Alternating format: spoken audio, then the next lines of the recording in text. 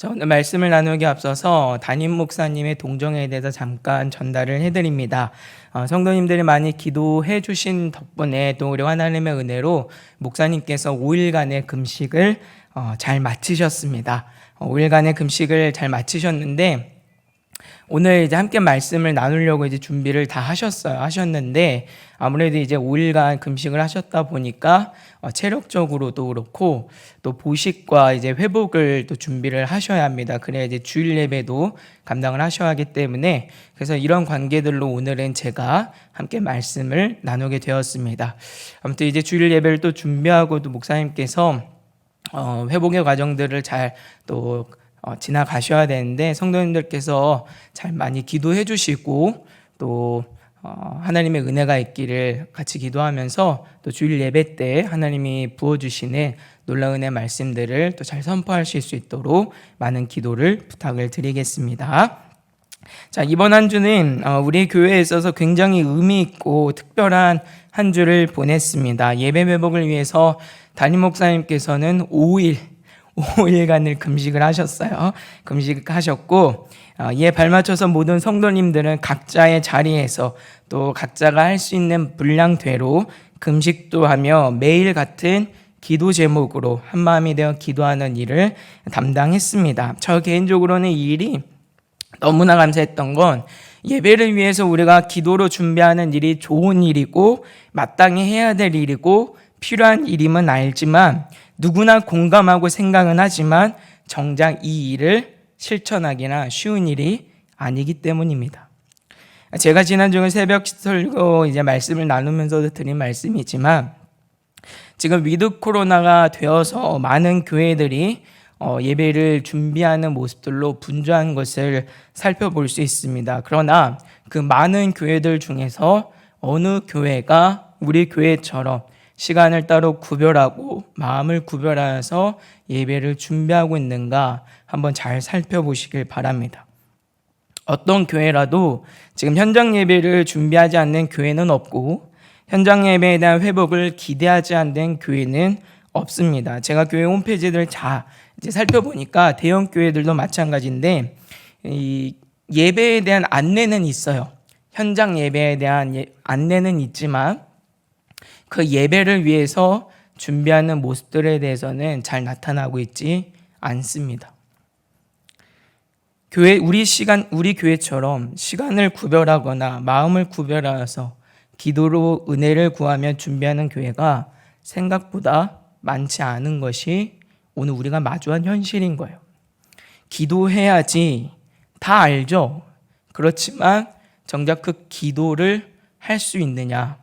그건 또 다른 문제라고 하는 점입니다.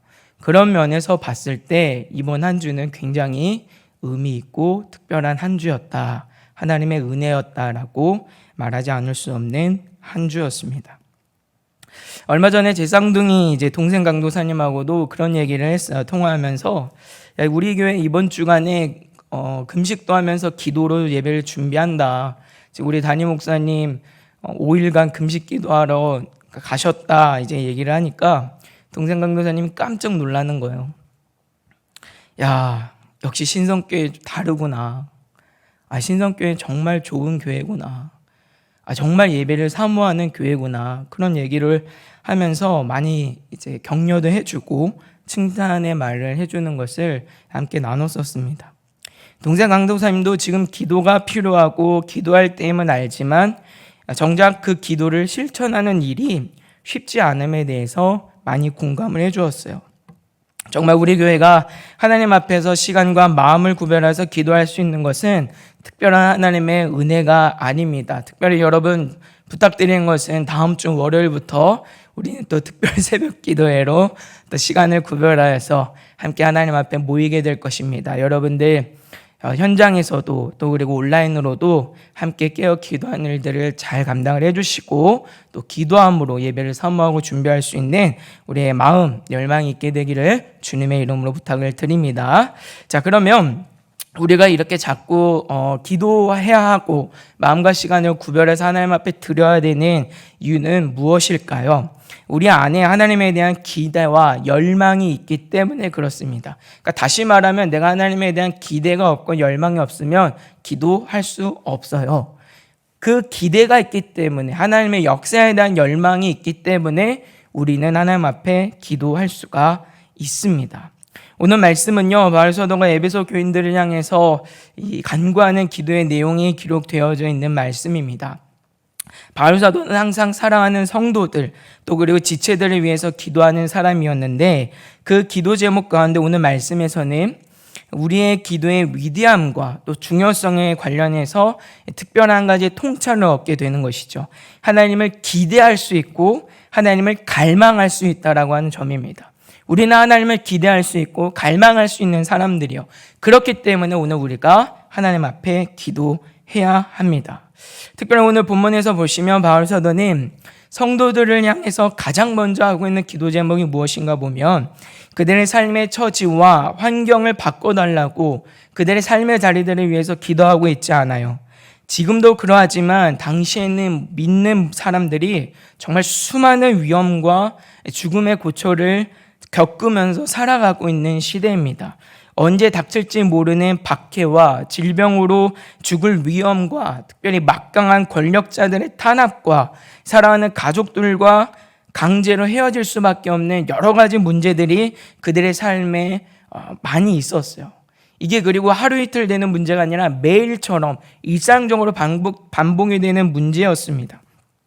그리고 바울 사도는 누구보다 이 성도들의 처지에 대해서 잘 이해하고 있는 사람이었고 알고 있는 사람이었어요. 그렇다고 한다면 무엇을 위해서 기도를 해야 됩니까? 내가 가장 사랑하는 그 사람의 삶의 처지에 대해서 기도하는 것이 맞는 건 아닌가요? 그러나 오늘 기도 제목 그 어디에도 그들의 삶의 처지에 대해서, 그들의 삶의 문제에 대해서 간구하고 있지는 않습니다. 무엇을 기도하고 있나요? 하나님께서 그 사랑하는 자녀들에게 도대체 무슨 은혜를 베풀어 주시기를, 어떤 역사를 해 주시기를 지금 기도하고 있나요? 하나님은 알게 해달라고 기도하고 있어요. 이 말이 무슨 말이죠? 그들 안에, 에베소 교인들 마음 안에 하나님에 대한 마음이 있기를 구하고 있는 거예요. 이게 제일 중요한 시급한 기도의 제목이었습니다. 좀 괜찮은 황제를 만나거나 권력자를 달라거나 다음 끼니를 책임져 달라거나 어떻게 보면 이런 문제들이 우리한테는 보다 더 실질적인 문제였기 때문에 이 기도 제목이 먼저 나오던 게 맞아 보여요. 그리고 우리가 기도 제목 리스트를 만약에 정리해서 하나님 앞에 드린다고 한다면 아마 꼭 빠지지 않고 구해야 되는 갖가지 유익들에 대해서 우리는 구하겠지만 오늘 바울 사도는 그런 기도 제목들을 하나고 구하고 있지는 않은 거예요. 그런 것들이 하나님 앞에 구하는 게 잘못돼서가 아니고 그런 것들이 우리의 삶에 필요하지 않아서가 아닙니다. 바울 사도에게 있어서 제일 중요한 문제는 무엇이냐면 이 성도들의 마음 가운데 하나님에 대한 과연 그 기대가 있느냐, 하나님을 향한 그 마음이 있느냐, 하나님께서 오늘 내 삶에 베풀어 주신 그 은혜에 대한 사모한 그 간절한 마음들이 있느냐가 보다 더 중요한 문제였다라고 하는 말입니다.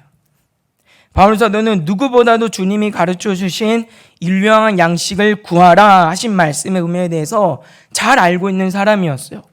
우리의 삶의 모든 것들이 다 하나님의 은혜이고 하나님께서 만져주시고 채워주시고 이미도 예비하신 그 은혜들로 이끌어 가신다라고 하는 사실들을 누구보다도 잘 알고 있는 사람이 바울 사도입니다. 그런 사람이 지금 무엇을 먼저 구하고 있느냐? 다른 삶의 형편들보다 하나님에 대한 마음이 있어야 된다라고 교회를 향하여, 성도들 향하여 요청하고 있는 거예요. 하나님께 그 기도를 간구하고 있는 거예요. 하나님, 제발 이 백성들이 삶의 어떤 처지를 살아간다 하더라도 하나님을 향한 그 마음을 잃어버리지 않게 해달라고 하는 그 기도가 오늘 바울 사도가 기도하는 기도의 내용이었고, 바울 사도가 그 교회를 향하여, 사랑하는 성도들 향하여 볼 때 그것이 가장 좋은 것이고 가장 필요한 것으로 여기고 있다라고 하는 점입니다. 그래서 주님을 더 잘 알기를 구하고 있는 거예요. 여러분, 하나님에 대해서 마음이 없는데 주님을 알려고 싶은 마음이 들어요? 우리도 그렇잖아요. 우리도 인간관계를 하면서 어떤 사람에 대해서 기대가 없어요. 마음이 없어요. 그럼 그 사람 알고 싶냔 말이에요. 그 사람이 뭘 하든 어떤 성격이든 이름이 뭐든 그게 나랑 무슨 상관이 있겠어요? 아무 상관이 없는 것이죠. 그 사람이 대통령이면 뭐예요? 나하고는 아무 상관이 없고 그것이 내 삶에는 아무런 가치를 가지지 못하는 거예요.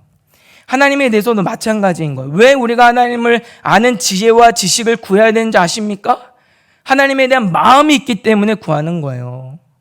그냥 이 기도가 어떤 지식적으로 어떤 우리의 지적인 만족과 체험을 위해서 기도하는 그런 내용이 아니었다라고 하는 거예요. 과연 성도들의 마음 가운데, 과연 교회의 중심에 하나님이 있느냐? 하나님을 향한 그 마음이 있느냐? 하나님께서 그 삶을 만져주실 것에 대한 확신과 신뢰와 기대가 있느냐? 정말 우리 주님께서 약속하신 것처럼 기대하지도 못했고 생각하지도 못했던 우리의 기대와 우리의 기도보다 더 크고 더 놀랍게 역사하실 그 하나님에 대한 마음이 있느냐를 묻고 있는 거예요. 그것을 구하라고 오늘 바울 사도는 우리에게 요청하고 있습니다. 그래서 여러분 기억하셔야 돼요. 하나님에 대한 마음이 없으면 다 망하는 거예요. 하나님의 마음, 하나님을 향한 그 기대와 열망이 사라지면 교회는 더 이상 교회를 할 수 없고 성도는 더 이상 성도를 할 수 없어요. 그런 사람은 더 이상 하나님 앞에 기도하지 않습니다. 기도할 필요성을 느끼지 못하기 때문이죠. 그래서 여러분들이 잘 기억하셔야 됩니다. 하나님을 아는 그 마음이 얼마나 우리에게 필요한가에 대해서, 하나님을 향한 그 기대가 얼마나 필요한가에 대해서 여러분들이 잘 기억을 하셔야 되는 거예요. 그래서 오늘 말씀에서도 보시면 그래서 이게 중요한 거예요.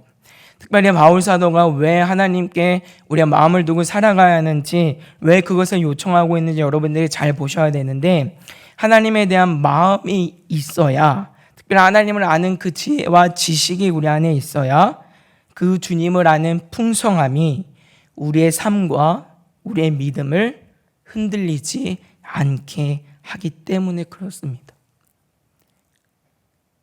왜 내 삶이 요동하느냐? 왜 내 삶이 매일 마주치는 문제 가운데 넘어지고 좌절하고 실패의 아픔을 경험하느냐? 그냥 믿음이 없어서일까요? 아닌 거예요. 하나님에 대한 기대가 없어서 무너지는 거예요. 결국은 하나님에 대한 기대가 없으니까 기도하지 못하고, 하나님이 누구신지를 모르니까 도대체 그분이 내 삶에 어떤 방식으로 일하시는지를 모르는 거예요. 그러니까 정작 하나님은 일하고 계시는데 나는 그 일하심을 보지 못하니까 맨날 넘어지는 거예요. 은혜를 은혜로 알지 못하는 거죠. 그러나 하나님을 아는 그 풍성함이 있으면 우리는 어떤 문제, 어떤 상황에서라도 요동하지 않을 수 있게 됩니다. 그래서 바울 사도는 늘 언제나 우리의 마음이 어디를 향해야 하느냐? 하나님을 향해야 한다라고 계속해서 권면하고 있는 거예요. 바울 사도가 말하는 하나님을 안다라고 하는 말은요, 지식적으로 아는 것 이상의 의미를 담고 있습니다. 오늘 18절에서는 이 부분을 어떻게 설명을 하고 있는가 보니까 마음의 눈이 밝아지는 것이다, 이렇게 설명을 하고 있어요. 성경에서 마음은요, 인간의 자아 전체를 움직이는 굉장히 중요한 기관으로 인식을 하고 있습니다. 이 부분에 대해서 팀켈러 목사님은 이렇게 설명을 하는데요. 성경에서 마음은 인간의 자아 전체를 움직이는 중앙 관제소에 해당한다. 인간의 감정과 사고, 행동을 좌우하는 핵심적인 헌신과 깊고 깊은 사랑, 기본적인 소망이 한데 모인 저장 창고와도 같다라고 설명을 하고 있습니다. 그렇기 때문에 마음의 눈이 밝아진다라고 하는 건 결국 무엇을 의미하냐면 우리의 전인격적인 변화를 의미하고 있는 거예요. 성경에서는 이 부분은 거듭남이다, 이렇게 설명을 하고 있는 부분인데, 다시 말하면 왜 이런 변화들이 필요한가를 잘 아셔야 됩니다. 하나님이 거룩하신 분임을 알아도 마음의 눈이 밝아져서 그 진리를 깨닫지 못하면 아무 의미가 없기 때문이에요. 마음의 눈이 밝아져서 그 진리를 온전히 깨달을 때야 비로소 이 인지적 이해를 넘어서 정서적으로 또 주님의 거룩하심을 경이롭고 아름다운 것으로 받아들일 수 있고 또 그분을 노엽게 하거나 가벼이 여기는 일들을 하지 않게 될 수 있기 때문입니다. 그러니까 이 일이 중요한 건 우리의 마음이 변화를 받으면 어떤 의미가 있는 거예요? 어떤 상황에 있다 하더라도 흔들리지 않을 수 있다. 우리의 감정이 요동하지 않을 수 있다는 걸 이렇게 얘기를 해주고 있는 거예요. 여러분 한번 생각을 해봅시다. 여러분 매일마다 아마 하나님 앞에 기도하실 텐데 왜 우리가 하나님 앞에 기도하나요? 여러분들이 매일 하나님 앞에 기도하는 기도의 제목은 무엇인가요? 아마 대부분은 매일처럼 쏟아지는 문제들을 놓고 기도하실 것입니다. 그런데 여러분 한번 한번 생각을 해보시길 바라요. 기도해서 이 문제가 해결받았어요. 그러면 우리의 삶에 문제가 없나요? 이게 중요한 내용이죠. 우리는 이 문제만 지나가면 될 거라고 생각을 하는 거예요. 그런데 우리는 반드시 또 다른 문제를 만나게 됩니다. 그게 복합적일 수도 있고요. 그게 어느 정도 시간이 지난 후에 문제일 수도 있어요. 그러나 우리는 반드시 또 다른 문제를 만나게 돼요. 학창시절이면요. 학창시절이기 때문에 겪는 어려움과 문제들이 있어요. 사회생활을 하면요. 사회생활을 하기 때문에 겪는 문제와 어려움들이 있습니다. 결혼하면 문제가 끝나나요? 아니죠. 이제는 자녀들이 또 남편이 또는 내 아내가 기도 제목이 되는 거예요. 또 어떤 면에서는 물질의 어려움이 있으면 또 어떤 면에서는 자녀와의 관계 속에서나 또는 진로의 여러 가지 문제들 속에서 겪는 어려움과 문제들이 있습니다. 늘 언제나 우리의 삶은 문제이고 염려이고 근심과 걱정이 계속되는 거예요. 그러니까 이 문제 하나만 끝낸다고 해서 되는 일이 아니라고 하는 거예요. 지금 그래서 바울 사도는 무엇을 기도하고 있냐면 그 모든 문제들 속에서 내가 이겨낼 수 있는 유일한 능력, 하나님을 구하는 일들을 구하고 있는 겁니다. 내가 어떤 상황, 어느 위치에 있다 하더라도 흔들리지 않을 수 있는 그 힘을 갖는 일이 중요한 거예요. 그게 하나님을 아는 풍성함이고 그 풍성함을 누리려면 어떻게 해야 되는 거예요? 우리의 마음이 하나님을 향하고 있어야 된다. 바울 사도는 이렇게 우리에게 말씀하고 있습니다. 여러분 하나님을 아는 그 풍성함이 어떻게 우리의 삶에서 여러 가지 문제들 속에서 흔들리지 않게 할 수 있을까요? 이유가 있어요. 하나님을 아는 그 풍성함이 있으면요, 문제가 없어서가 아니라 문제를 이제는 문제로 인식하지 않는 힘이 생기기 때문입니다.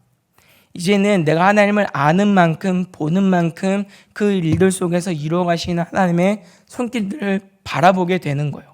그리고 하나님 편에서 그 문제들을 이해하고 납득하고 또 때로는 다 설명될 수 없는 그때라도 믿음으로 그 일들을 수납하게 됩니다. 인정하게 되는 거예요. 근데 그 일들이 어떤 방식으로 되냐면 하나님을 알아가는 그 지혜의 풍성함에 근거하여서 되어진다는 말이에요. 그러니까 하나님에 대한 기대가 없으면 하나님을 알지 못하고 하나님을 알지 못하면 늘 언제나 매일 반복되는 문제 속에 좌절하고 눈물을 흘리고 실패하고 낙심하고 절망하고 여전히 그 자리에 살아갈 수밖에 없게 된다는 거예요. 가진 자는 더 가지고 없는 자는 더 빼앗긴다라고 하는 그 말씀의 의미가 여기에 담겨져 있는 거예요. 하나님을 누리는 그 풍성함이 있느냐 없느냐. 그 풍성함을 누리려면 하나님에 대한 마음이 있어야 된다. 그래서 바울 사도가 이런 문제들에 대해서 우리에게 어떻게 소개를 하고 있습니까? 빌립보서 4장 12절의 말씀에 보니까 바울 사도는 이렇게 소개하고 있어요. 나는 비천에 처할 줄도 알고 풍부에 처할 줄도 알아. 모든 일, 곧 배부름과 배고픔과 풍부와 궁핍에도 처할 줄 아는 일체의 비결을 배웠다. 이렇게 설명하고 있어요. 바울 사도에게 있어서 배고픔도 배부름도 이제는 더 이상 문제가 되지 않아요. 배고프면 배고픈 대로, 배부르면 배부른 대로 누리는 은혜가 있는 거예요. 그 은혜가 어떤 방식으로 작용이 되는 거예요. 그 안에 담겨져 있는 하나님을 누림으로 된다 이 말이죠. 이게 바울 사도가 소개하고 있는 일체의 비결이라고 하는 거예요. 그냥 삶에 살아가는 어떤 지혜와 방식이 아니라 하나님을 아는 그 풍성한 은혜가 있을 때 배고프면 그 배고픈 상황에서 하나님의 은혜를 볼 줄 아는 것이고, 배부르면 배부른 상황에서 하나님의 은혜를 볼 줄 아는 그 은혜를 말하고 있어요. 그래서 빌립보서 4장 13절은 이렇게 말씀하죠. 내게 능력 주시는 자 안에서 내가 모든 것을 할 수 있느니라. 아멘. 하나님 안에 누리는 그 풍성한 은혜에 대해서 성경은 말씀합니다. 이 은혜가 있기 때문에 그리스도인들은 죽음도 문제를 여기지 않아요. 여러분 장례식장 가보면 아시겠지만 저도 여러 번 이제 다니다 보니까 확실히 이 믿는 분들의 장례하고 아닌 분들의 장례하고 큰 차이가 뭔지 아세요? 믿는 사람들에게는 장례는요 끝이 아니에요. 마무리가 아닌 거예요. 하나님 안에서 그 은혜를 누리는 거예요. 우리에게 다시 영생의 생명이 주어져 있고 부활의 은혜가 있다라고 하는 큰 풍성한 은혜를 아니까 믿는 사람들에게 장례는 어떤 일이냐면 오히려 감사해요. 지치고 고단한 이 삶에서 영원한 쉼을 누릴 수 있는 것. 더 이상 내 안에 있는 정욕과 죄악으로 인하여서 불타거나 괴로워하지 않을 수 있다라고 우리는 고백을 하는 거죠. 그런데 믿지 않는 사람들은 어때요?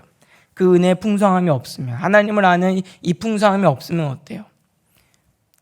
끝이고 마지막이기 때문에 아쉬움과 눈물과 아픔에 머물러 있는 모습들을 우리가 보게 되는 것입니다. 그래서 우리가 하나님을 아는 이 풍성함이 왜 중요한지를 아셔야 되는 거예요. 왜 바울 사도가 오늘 그 에베소 교인들을 향하여서 하나님을 향한 이 마음들을 기도하고 있는지 잘 생각을 하셔야 됩니다. 예수님께서도 이런 부분들을 참 우리에게 잘 설명을 해주셨는데, 예수님께서 제자들과 배를 타고 이동하시다가 이 풍랑을 잠잠케 하시는 사건도 이런 내용들을 잘 담아내고 있어요. 예수님께서 가버나움 지역에서 복음을 전하시다가 건너편으로 가자 하신 말씀에 따라서 제자들이 예수님을 모시고 배를 타고 이동을 합니다. 근데 이동하는 중에 어떤 일들을 만나냐면 큰 풍랑을 만나게 되는 거예요. 이에 제자들이 두려워 떨면서 예수님께 부르짖자 예수님이 바람과 물결을 꾸짖으심으로 잠잠케 하시는 말씀이 이 복음서에 이제 기록이 되어져 있는데, 근데 이 사건에서 우리의 뇌리에 강하게 남는 말씀이 있는 거예요. 아, 예수님이 바람과 풍랑을 잠잠케 하셨구나, 이 내용이 아니라 이 모든 일을 마치시고 예수님이 물으시는 그 물음이 하나 있어요. 뭐라고 물으시냐면 너희 믿음이 어디 있느냐, 이렇게 물으시는 거죠.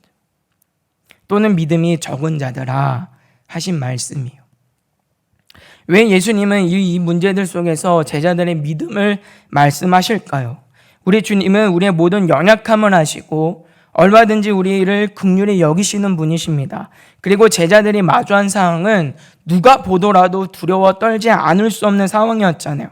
이런 점을 생각해 볼 때 예수님께서 말씀하시는 믿음의 문제는요, 제자들이 두려워 떨었느냐 아니냐 이 문제가 아니라는 걸 볼 수 있는 거예요. 더 중요한 내용이 있는데 그 제자들의 마음에 하나님을 향한 마음이 있느냐 없느냐의 문제를 묻고 계셨다라고 하는 겁니다. 이 부분을 잘 생각을 하려면 예수님께서 제자들에게 믿음을 말씀하시기 전에 하신 말씀을 잘 보셔야 되는데, 마태복음 8장 26절은 이렇게 말씀하고 있어요. 예수께서 이르시되 어찌하여 무서워하느냐, 믿음이 적은 자들 하시고 곧 일어나서 바람과 바다를 꾸짖으시니 아주 잔잔하게 되거늘 말씀합니다. 그리고 마가복음 4장 40절에서도 동일하게 이렇게 말씀하고 있어요. 이에 제자들에게 이르시되 어찌하여 이렇게 무서워하느냐, 너희가 어찌 믿음이 없느냐 하시니, 이렇게 말씀합니다. 제자들이 충분히 두려워 떨만한 상황이었음에도 불구하고 예수님은 뭘 말씀하시냐면 왜 두려워했느냐 묻고 계시는 거예요.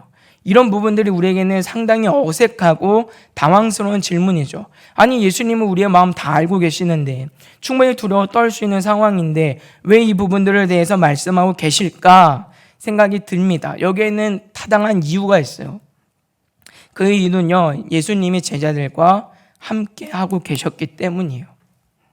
제자들이 누구인가요? 그들은 예수님의 말씀을 친육성으로 들은 사람들이에요. 예수님의 행하신 놀라운 기적을 직접 눈으로 보고 체험한 사람들이고, 더 나아가서 이 사람들은 예수님이 주시는 그 권능을 실제로 행했던 사람들이 제자들입니다. 귀신도 내쫓고 병고침도 하고 이런 놀라운 일들을 행한 사람들이 제자들이에요. 그런데 중요한 건 뭐냐면 이 문제 속에서 이런 일들, 이런 경험들이 지금 제자들에게 아무런 의미가 되지 못하고 가치가 되지 못하고 있다는 점입니다. 보기는 보았고 듣기는 들었고 행하기는 행하였으나 그것뿐이었던 거예요. 이들에게는 아무런 의미도 없고 어떤 가치로도 작용이 되지 못하고 있어요. 깨달아 알지 못해요. 이것이 보여주는 것이 무엇인가요? 제자들의 마음이 하나님께 없다라고 하는 반증 아닙니까? 예수님에 대한 기대가 없어요. 예수님에 대한 마음이 없는 거예요, 제자들이. 그래서 지금 이 본문 가운데서 예수님은 왜 두려워 떠느냐? 믿음이 없는 자들아 라고 말씀하고 계세요. 두려워 떠는 문제를 믿음으로 연결하시는 이유가 여기에 있는 거예요. 그렇게 보기는 보고 듣기는 듣고 행하기도 했으면서도 정작 예수님이 누구신지를 알지 못하고 예수님이 함께 계심에도 불구하고 두려워 떨고 있는 제자들의 모습을 보면서 너희들의 마음이 도대체 어디 있느냐고 묻고 계시는 거죠. 그들의 마음이 정말 예수님을 향하고 정말 하나님을 대한 열정이 있고 기대가 있었다고 한다면 그 내용들이 풍랑을 만나는 그 순간에 가장 의미 있고 가치 있는 내용들로 그들의 삶에 작용했을 거예요. 수많은 일들을 경험했으면서도 이들은 정작 주님이 누구신가 해서 알지 못해요. 그 풍성함을 누리지 못해요.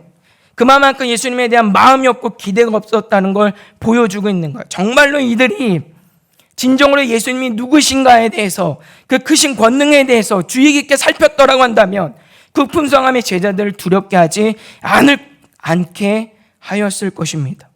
오히려 제자들은요 이렇게 했을지도 몰라요. 마음이 담대해져서 용기가 나서 주님을 찾아 헤매고 방황하는 인생이 되는 게 아니라 그 풍랑 앞에 당당히 맞설지도 몰라요. 예수님이 바람을 꾸짖으시고 풍랑을 꾸짖으셔서 그 바람과 풍랑을 잠잠케 하신 것처럼 오히려 제자들이 그 풍랑을 향해서 잠잠하여라 외쳤을지도 몰라요. 그게 예수님께서 우리에게 원하시는 사실 믿음의 모습이죠. 그 일을 위해서 오늘 우리가 기도하는 것이고요. 그러나 오늘 제자들은 일들을 실패합니다. 하나님께 마음이 없으면요, 우리가 아무리 수많은 예배를 드리고 수많은 기도를 한다고 해도, 수많은 일들을 보고 체험하고 안다고 해도 그것이 내 삶에 의미 있는 것으로, 가치 있는 것으로 되지 못할 수 있다라고 하는 걸 우리는 삶과 두려운 마음으로 이 말씀을 들어야 합니다. 그러니까 기도하는 것도 그런 내용들이에요. 왜 우리의 기도가 자꾸만 문제만 해결해 주세요 이렇게 반응하는지 잘 기억을 하셔야 합니다. 정말로 우리가 하나님께 마음이 있고 기대가 있다면, 확신이 있다면 그 문제 해결해 주세요 외칠 이유가 뭐가 있을까요? 하나님이 다 하실 거 아는데, 그 확신이 있는데. 오히려 우리는 그렇게 기도하겠죠. 하나님, 내가 지금 이런 상황, 이런 문제들 가운데 있는데 그 문제를 해결해 달라고 하기 이전에 내가 어떻게 해야 할까요? 를 묻겠죠. 그리고 그 문제 가운데 반응하겠죠. 그리고 하나님이 내 삶에 뜻하신 말을, 그 문제들 속에서 이루어가시는 그 은혜들을 기대하면서 주어진 상황에서 충성하겠지요. 그러나 우리의 기도가 자꾸만 하나님 앞에 문제를 해결해 달라는 것만 머물러 있다라고 하는 것은 어쩌면 내 마음이 정말 하나님께 집중되지 못하고 있을 수도 있구나 라는 생각을 하게 되는 그러한 내용임을 우리는 기억할 필요가 있습니다. 우리가 이제 매일 성경을 따라서 사사기의 말씀을 계속해서 읽어가고 있는데요. 사사기에서도 지금 2장에 보시면 기가 막히고 코가 막히는 사건 하나를 만나게 되죠. 이스라엘 백성들이 가나안 정착하는 과정 가운데 한 세대가 지나기도 전에 하나님을 떠나는 일입니다. 우리는 어떻게 이런 일이 있을 수 있을까 싶지만 하나님은 얼마든지 이런 일이 있을 수 있다 말씀하세요. 더 중요한 건 이 문제가 공동체에서 공동체의 문제뿐만이 아니라 한 개인에게도 똑같이 적용되는 문제라고 하는 점이죠. 한 세대가 지나기도 전에 신앙을 잃어버리는 것처럼 우리도 한 문제를 만날 때마다 신앙을 잃어버릴 수 있다. 어떻게 이런 일이 있을 수 있을까? 이런 일들이 있게 된 원인은 어디에 있다고 생각을 하시나요? 제가 새벽 설교 때도 나누었던 내용이지만 제 개인적으로는 교육 방법이 부족했다거나 아니면 이 사람들이 일부러 신앙교육을 하지 않았다, 이런 문제는 아니라고 보여져요. 중요한 건 뭐냐면 하나님에 대한 마음이 없었기 때문이죠. 결과는 하나님에 대한 마음이 없었기 때문이에요. 배교라고 하는 것이요, 여러분, 한순간에 되는 게 아닙니다. 가랑비에 옷 젖는다는 말이 있는 것처럼 차츰 그러나 확실하게 양보되고 후퇴되어 배교하게 되는 거예요. 하나님을 떠날 때는 그렇게 떠나는 거예요. 내가 알지 못하는 그런 모습들로. 그러니까 우리가 배교를 하면서도 하나님을 떠나면서도 이 알아차리지 못하는 건 뭐냐면 실제적으로는 하나님에 대한 신앙의 모습은 갖추고 있다라고 하는 게 정말 어려운 문제입니다. 그러니까 그러면 이런 문제들이 왜 있냐라고 보면은 그 하나님에 대한 마음이 담겨져 있지 않기 때문에 그런 거예요. 이스라엘 백성들이 하나님에 대한 기대와 열망은 사라지고 그 자리를 세상의 또 다른 것들이 대체하기 시작을 합니다. 그렇게 이스라엘 백성들이 하나님 신앙을 잃어버리게 되는 거예요. 그냥 우리가 세상의 것을 크게 본다라고 얘기는 하잖아요.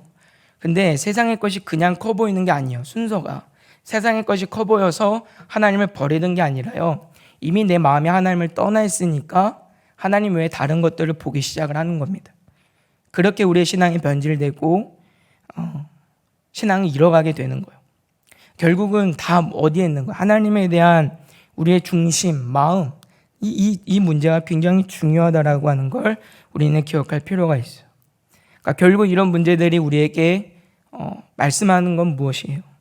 과연 오늘 내 삶에서 하나님을 기대하는가? 하나님을 향한 열망이 있는가에 대한 질문을 던지고 있다라고 하는 말입니다. 김문정 목사님은 이렇게 설명을 하는데요. 한번 잘 들어보시면 좋을 것 같아요. 우리는 우리의 생활 가운데서 하나님이 우리를 건져내시는 여러 가지 은혜를 받는 것입니다. 하나님이 우리를 죄 가운데서 건져내실 뿐 아니라 어려움이 있을 때 하나님 앞에 기도하면 그 어려운 일을 펴주십니다. 몸에 병이 있을 때 주께 기도하면 주께서 몸을 건강하게 해주시고 심한 군박함 가운데서 주께 기도하면 주께서 그것을 면케해 주십니다. 그런데 그것으로 끝나고 만다면 그런 것 하나하나에 대해서는 우리가 과연 믿습니다 하고 증거할 수 있을지언정 어떤 하나님이시더냐 할 때 대답을 못하게 됩니다.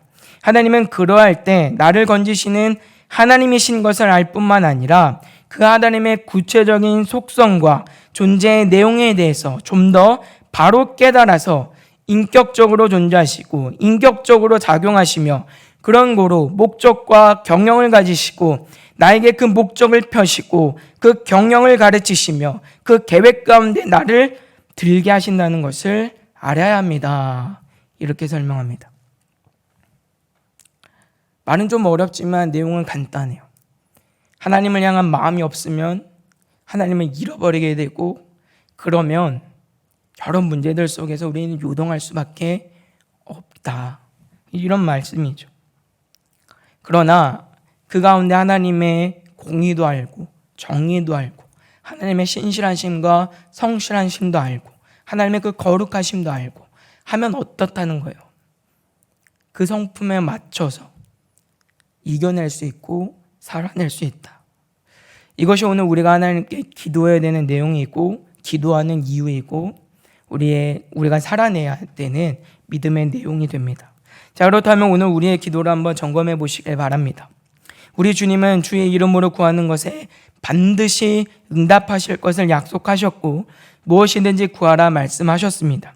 그리고 이 말씀대로 우리는 우리의 삶의 모든 필요를 구합니다. 건강과 물질과 사업과 지혜와 명철과 우리의 믿음과 자녀와 좋은 남편과 아내를 위해서 여러 관계 등을 위해서 눈에 보여지는 것이든 보여지지 않는 것이든 우리는 모든 것을 다 구합니다. 그러나 그 모든 기도 제목들 가운데 반드시 하나님을 구하는 기도가 있어야 함을 기억하시기를 주님의 이름으로 부탁을 드립니다. 하나님께서 모든 것을 구하라 하실 때는 내가 구하는 대로 바라는 대로 다 들어주시겠다라는 그런 말씀이 아니에요. 하나님이 누구이신가를 가르치시는 것이고 우리가 하나님을 기대해야 함을 가르쳐 주시는 말씀입니다. 오직 하나님께서 나를 참되게 만족하게 하실 수 있는 창조주 되시고 만왕의 왕 되시고 만주의 주 되심을 이 말씀을 통해서 우리에게 가르치는 것이고 세상의 모든 경영이 하나님께만 있음을 우리에게 보이시는 말씀이에요. 이 말씀을 통하여서 하나님은 우리가 하나님을 기대하게 만들고 하나님을 열망하게 만들며 하나님만은 우리의 가슴이 뛰고 설레도록 하십니다. 이것이 우리가 누려야 하는 은혜입니다. 어떤 문제, 상황 속에서라도 우리는 이 기쁨이 있는 사람들인 거예요. 이걸 누려야 되는 거예요. 이것이 하나님을 아는 풍성함이고 하나님께만 우리의 마음이 있어야 하는 이유입니다. 그렇기 때문에 우리는 가장 먼저 하나님을 구해야 합니다. 사랑하는 성도 여러분, 오늘 바울 사도는 하나님을 기대하는 마음을 구하고 있습니다. 오늘 이 기도가 저와 여러분들의 기도가 될 수 있기를 주님의 이름으로 부탁을 드립니다. 오늘 시대가 점점 하나님을 기대하지 않는, 하나님을 필요로 하지 않는 시대가 되어가고 있습니다. 하나님을 아는 지식의 빈곤함을 봅니다. 설교 말씀을 듣는 것으로 그칠 때가 많고 하나님의 말씀을 묵상하는 일도 이제는 어렵고 불필요한 일로 여기는 모습들이 우리 주변에 많이 있어요. 예배를 준비하고 회복을 구하는 이 기도하는 일에도 마음을 담아내지 못하는 우리의 모습도 봅니다. 마치 이스라엘 백성들이 한 세대가 가기 전에 신앙을 잃어버린 것처럼 우리 사랑하는 주의 청년들이 다음 세대가 교회를 떠나서 염려하고 걱정하는 시대를 우리는 목도하고 있습니다. 교육 방법과 환경과 사람의 문제보다 더 중요한 것은 그만큼 하나님에 대한 기대가 사라졌다는 반증입니다. 왜 우리의 예배가 점점 무매건조가는가? 왜 예배하면 예배할수록 내 심령이 기뻐서 뛰놀아야 할 것인데 내 삶에 만족이 있어야 할 것인데 기쁨이 있어야 할 것인데 왜 자꾸 예배만 할수록 우리의 마음이 메말라져 가는가? 그 예배에 대한 하나님의 열망이 사라졌기 때문입니다.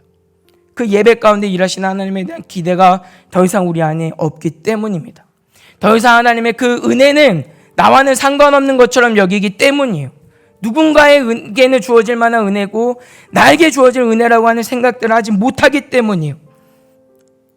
여러분, 우리가 얼마나 하나님을 뜨겁게 예배했는지 아십니까? 왜 우리 한국교회가 이만큼 부흥하고 성장했는지 아십니까? 우리 예배가 예전 우리 선배들이죠. 윗세대가 예배할 때는요 정말 하나님에 대한 뜨거움이 있었어요. 정말 그 예배 가운데 역사하신 하나님에 대한 확신이 있었고 기대가 있었고 내 마음을 만져주시고 내 삶을 주장하실 것에 대한 신뢰가 있었어요. 그 뜨거움이 얼마나 뜨거운지 아십니까? 예배를 준비할 때 그냥 옷으로 준비하지 않았어요. 미리 옷도 정리정돈 다 해서요 가장 좋은 옷을 갖춰 입고요 헌금을 드린다 하더라도 그냥 드리지 않죠. 꼭 은행을 가는 거예요. 은행을 가서 빳빳한 새돈을 준비해서 하나님께 드리고자 하는 그 열망이 있었어요. 왜 이런 일들을 합니까? 그만큼 하나님의 살아계심에 대한 그 임재에 대한 확신이 있기 때문에 그 예배 함부로 하지 않았어요. 마음이 담겨 있었어요. 얼마나 뜨거웠는지 몰라요. 그러니 예배 때마다 놀라운 역사가 일어나죠. 정말 살아있는 예배, 정말 예배할 때마다 그 하나님을 인격적으로 만나는 예배. 근데 우리가 더 이상 예배 가운데 그 하나님의 신실하심을 기대하지 못하고 그 하나님의 임재를 기대하지 못하는 그런 마음들로 있을 때가 너무 많이 있는 거예요. 그저 어떻게 하면 그냥 내 마음 위로받을 수 있을까? 그냥 그리스도인으로 부족하지 않을 정도의 어떤 교양 수준으로 갖추기 위한 예배하는 모습들. 교회 직분자이기 때문에 우리가 예배하는 것 아니지 않습니까? 왜 우리가 하나님을 예배하나요? 예배 가운데 무엇을 기대하십니까? 하나님은 오늘 우리의 삶에 어떤 일을 행하시기를 기대하십니까? 우리의 마음을 하나님 만져주셔서 날마다 하나님을 향한 그 뜨거운 마음들이 있도록 기도할 줄 아는 저와 여러분들의 입술이 되어야 할 것입니다. 하나님을 기대하여 기도하는 일에 힘쓰고 더욱 하나님을 아는 그 풍성함이 우리에게 있기를 구할 수 있는 저와 여러분들이 되어야 합니다. 이것이 교회가 기도로 예배를 준비하는 이유입니다. 사랑하는 성도 여러분, 이 하나님을 향한 우리의 마음만큼 우리가 구해야 될 것은 없습니다. 우리 시간 함께 기도하실 때 하나님 정말 우리 살아가는 교회가 하나님 정말 내 삶이 하나님을 기대할 수 있는 하나님을 향한 그 뜨거움이 회복되게 해달라고 그 은혜를 누리며 살아가게 해달라고 구하는 저 여러분들 되시기를 주님의 이름으로 부탁을 드립니다. 기도하고 함께 찬양하도록 하겠습니다. 사랑하는 아버지 하나님 감사합니다. 하나님 우리의 마음이 늘 언제나 하나님을 향하여 뜨거워지길 원합니다. 하나님을 잃어버리며 하나님을 향한 우리의 마음이 없으면 하나님 우리는 늘 날마다 넘어질 수밖에 없고 좌절할 수밖에 없습니다. 하나님 늘 언제나 우리의 기도가 우리의 삶이 주를 기대하는 삶 되게 하시고 주님만을 소망하는 삶 되게 하시고 주님만으로 만족하는 삶 될 수 있도록 은혜를 허락하여 주시옵소서. 특별히 이 시대에 하나님을 필요로 하지 않고 하나님이 잃어버린 우리의 마음들을 봅니다. 주님 그 마음들 만져주셔서 정말 하나님을 향한 그 뜨거운 마음들이 있게 하여 주시옵소서. 감사하며 이 모든 말씀 예수님의 이름으로 기도합니다. 아멘.